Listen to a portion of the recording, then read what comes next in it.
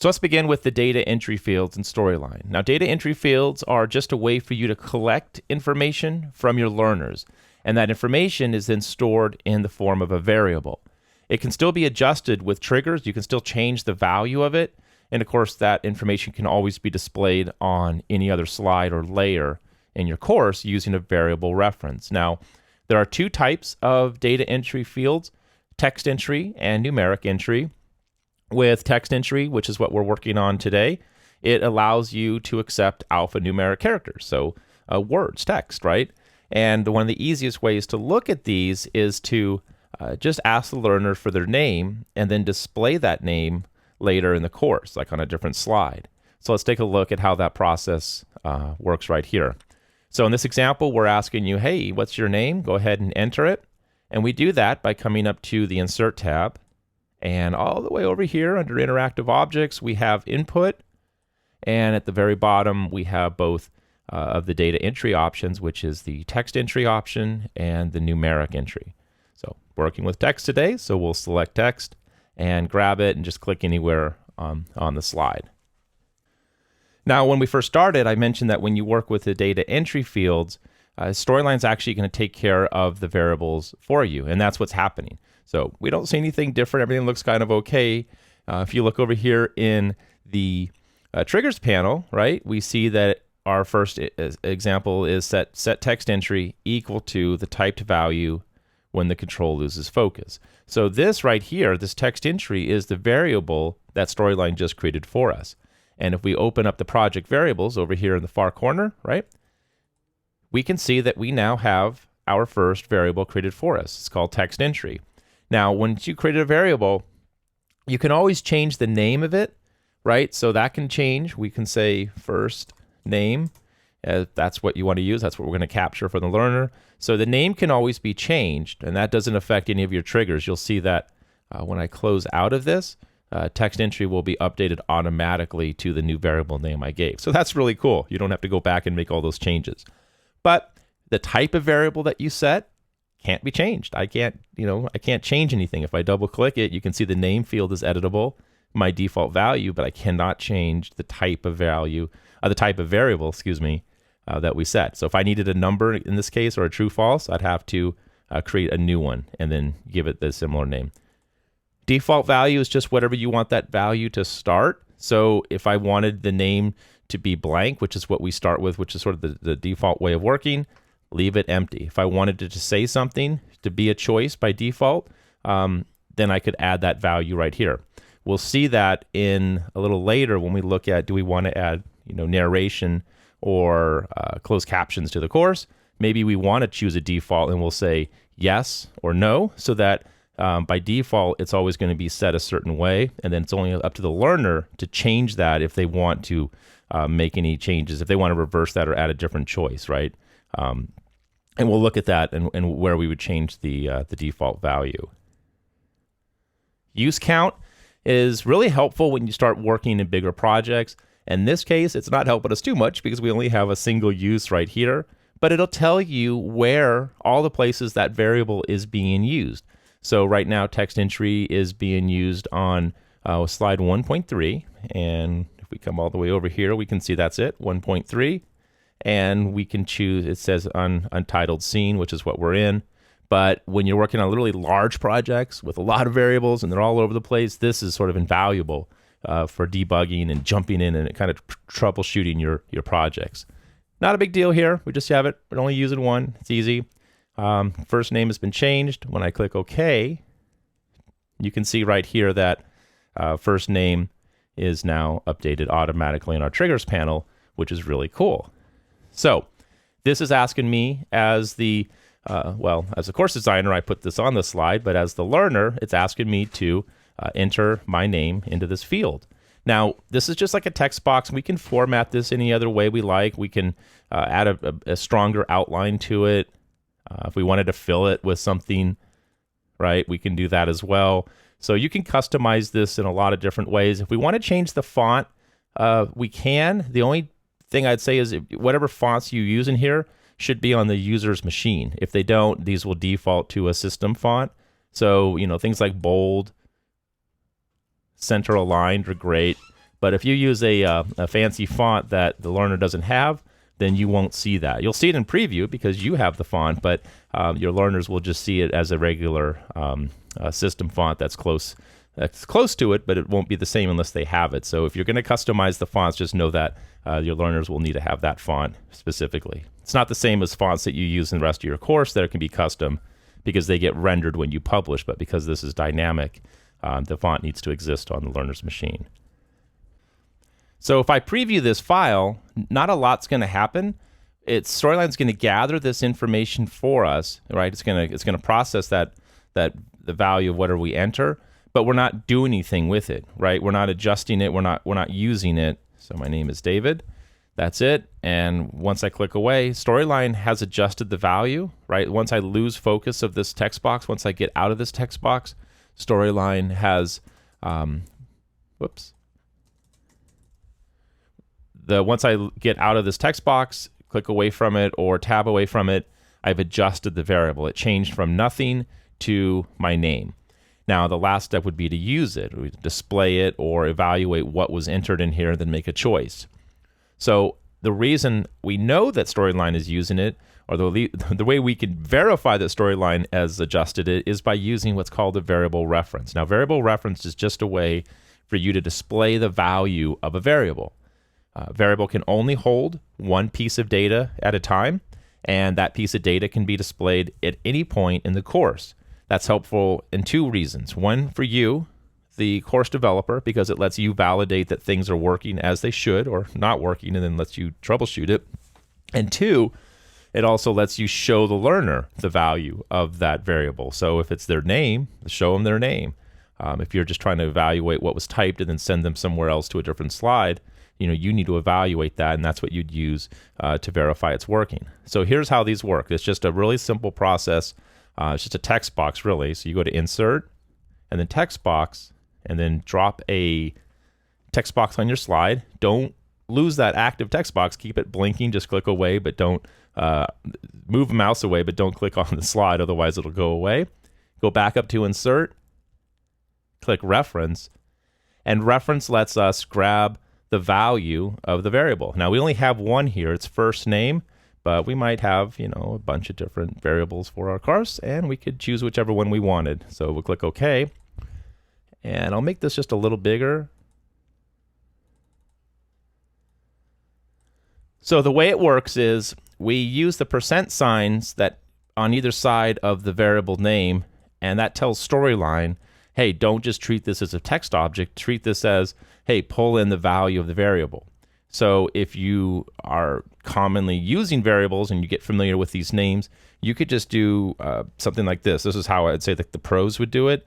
Control T on your keyboard. That automatically brings up your keyboard, or your text box, text field, percent sign, and then whatever the variable name is. So first name, and then percent sign. So you could just type it out. I mean, there's no magic to it. It's just a simple string of text with these two symbols that then get used differently with Storyline to tell it, hey, put the value of the name in here. So once you're comfortable doing this, and as long as you remember what your variable names are, you can just type it out right on the slide, and it saves a lot of time. So here's what it looks like now when we preview it. So there's nothing displaying, but when I type in, say David, now the trigger says set the value of the variable to this when control loses focus. Control loses focus means the moment I'm not focused inside of this text box. So I can come in here and type a bunch of times and nothing's happening, or I put my name in, but the moment I click away or tab or move out of here, I've lost focus to that field, and now you can see the names appear. So if I wanted to update this, nothing's happening, right? Because my focus is still inside of the text box. But the moment it leaves, it changes. Well, I guess I should change it to something else, right? So there, change. And that variable reference right there is showing me whatever the value is of the text box. That's huge, because that tells me that what I typed is this, and I can validate that that's what's also showing up here. So I don't need this on this slide for me as the developer, but I will use that variable reference in context to personalize my course for the learner. So here's what that would look like. So I don't need 2 of these, so just delete that. I'm going to leave this on the slide just because it helps us, but I would, as a course developer, when I was ready to share this with my course, my learners, or publish it, I would do one of 2 things. I would just move it off the slide, get it out of the way, because it kind of interrupts what my design is doing here, or I might leave it on the slide and then just, it's in here in the timeline. There it is. Reference. I might just turn it off right here. Typically don't like to do that, only because if I'm working in turning things on and off and I forget that it's off and I just come up here to quickly show hide all, I might forget to manually turn this one off. So my preference, and again, does not matter how you do it, is just to move it off the slide, and then it's always there if I need it, but it never have to worry about it accidentally showing it published and then having to republish everything. So that's just another option for working with them. So what I'll do is I'm going to come to another slide, and I want to display the name. I want to personalize that here in this congratulatory feedback box. Hey, you just created your first variable in reference. Well, I can personalize it. It's already copied the text, so let's just add a comma, space, and then Control V, and I just paste it in, right? My reference. Now I could easily just leave it. If I didn't want to do that, I could have added the comma and gone up here to insert reference, because we already have an active text box here, right? Could have gone to reference and then grabbed it this way and clicked OK, and then that inserts it right in there. So it still works within this other sentence, right? So that part is the variable, and then there's the exclamation point, because it's basically going to be whatever the value is here, my name, David, exclamation point, right? Congratulations, but I guess, yeah, that's fine. You just created your first variable. And if I want to color this too, to make this even stand out more for the learner, right, we can do that. Man, might be a good idea just to highlight it, make it easy for them. And then I could also, if I wanted to, bring it in on a certificate, Control V, paste it. I'll center align this, and then let's just align it to the slide. So here's 2 different contexts for using it. Got it here within this little note from the course, and then I'm capturing it up here. So I'll preview the scene and take a look and see how this works. All right, intro, type your name, David. Next, congratulations, you just created your first variable. And when I come next to the next slide, there's my name, and I probably want to make that just a little bit bigger. But there's a really easy use case for working with variables or text entry variables to capture input from the learner, right? You're asking the learner for some information, and then from there, you're going to display that information for them and provide it with context as a way to personalize how the course goes. So here's 2 examples, certificate and the chat box. All right, so that allows us to capture the learner name, but what happens if the learner jumps over this and doesn't enter anything into the name field, right? So it gets through this. There we are, we're asking for the name. I click next, and see, it's sort of, the punctuation now looks a little bit off right here because it sort of has the comma and then an empty space, right? The learner didn't input anything, so that value didn't get changed. So a couple options you have. You could set the value for the learner, right? So if this is empty, when they click the next slide, we're going to change the value. Or we could add a little alert box that says, hey, there's nothing in here. You need to keep changing this and, enter your name. So here's what that would look like with a little alert. So if I look at my triggers, we have 2 triggers on the slide, and it says jump to next slide when the user clicks next, jump to previous slide. We're going to add some conditions here that shows a layer that we'll create if this value is blank. So the first thing we'll do is we'll create on this one, this is where we want to be. We'll create a new layer, and we'll just call this alert. And it's a good time to add a icon from 360. So we'll call this an alert and see what we have here. Oh, I like this one because it looks like a chat box, right? That's good. So there's my alert icon.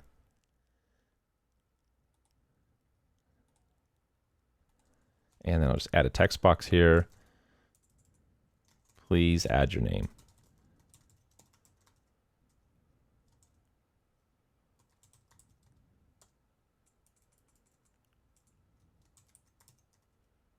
Continue in. All right. So quick and dirty alert box. I'll center that a little bit. Something like that. And just to make this go away so the learner doesn't have to interact with it, let's make the timeline 3 seconds. And we will auto close this layer when the timeline ends. So we'll add a new trigger that says hide, right? Hide layer, this layer when timeline ends. And then of course the timeline being for the alert layer, not one of these objects. Although I guess it would be the same because they're all the same duration. But in this case, we'll just change it when the layer goes, the alert layer ends. So after 3 seconds, this will automatically close. And what we want to do here is have 2 versions of the jump to next slide, right? Because right now, if they click it, they're automatically going to go to the next slide.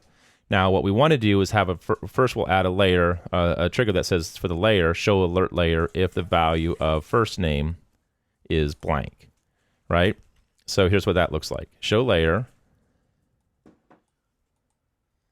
show me a layer, and the layer in this case would be the alert layer when user clicks the next button, right? So that seems a little odd, right? If we left it like this, it would not help us, right? The next button's going to become a show layer button. But this is where the conditions will help. The conditions mean we just want to add an extra condition if something is true or not true in this case. So we're going to add a new condition. And the condition is if the variable that we're working with, first name, is equal to, and we'll leave that blank, right? So by leaving it blank, if there's no value, nothing changes, then show me the alert layer. So click OK. And that's what that should show. I'm going to move this to the top, right?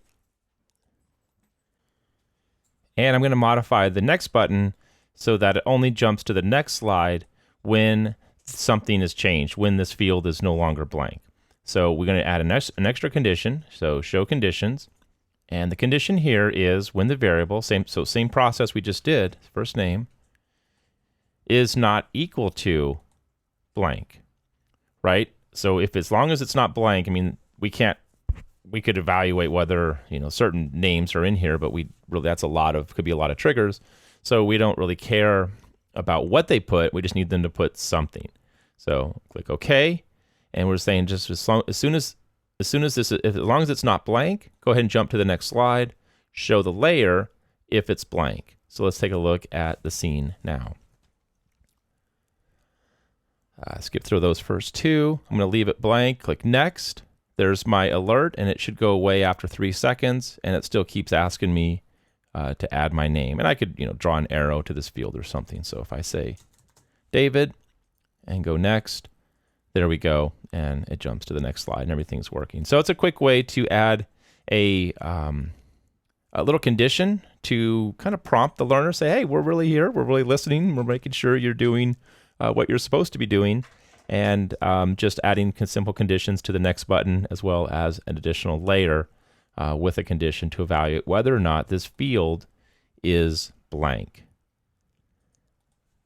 All right, so if you're going to personalize your course and you want to refer, for example, to the learner by their name throughout the project, or at least through a lot of slides, you can add that reference to the slide master. So you don't have to drop it manually on every slide each time you want to use it.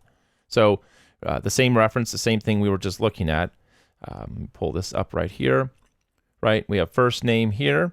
We can actually just take that reference and then put it on our slide. So in this example, we sort of set this up already for us. We're not going to rebuild everything, but we have a text entry field right here.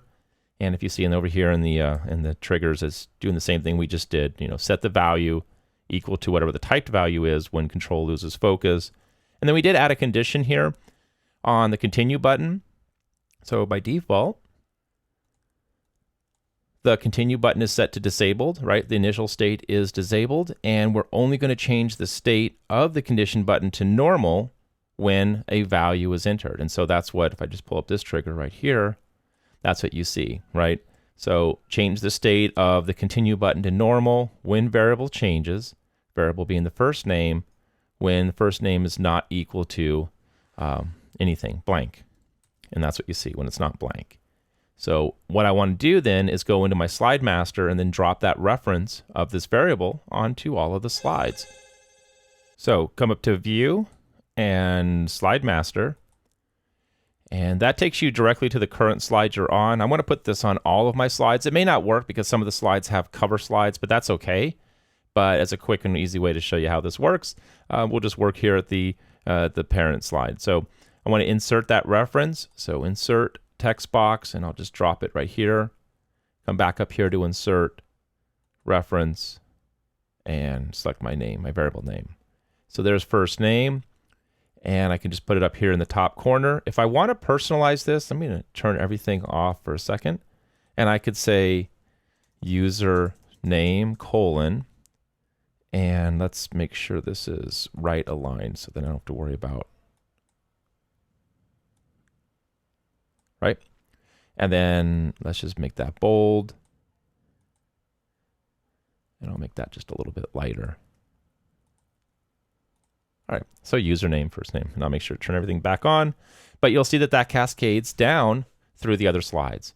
So if I want to personalize the course, and maybe I don't start it off on the first slide, however you want to do it, you can choose selectively which slides to put that on, but here we go. So click OK.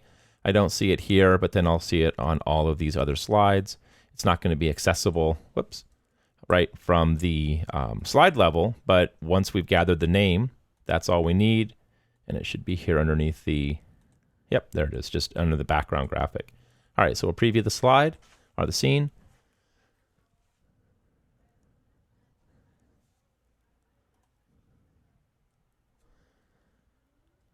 And we'll come down here to the welcome layout.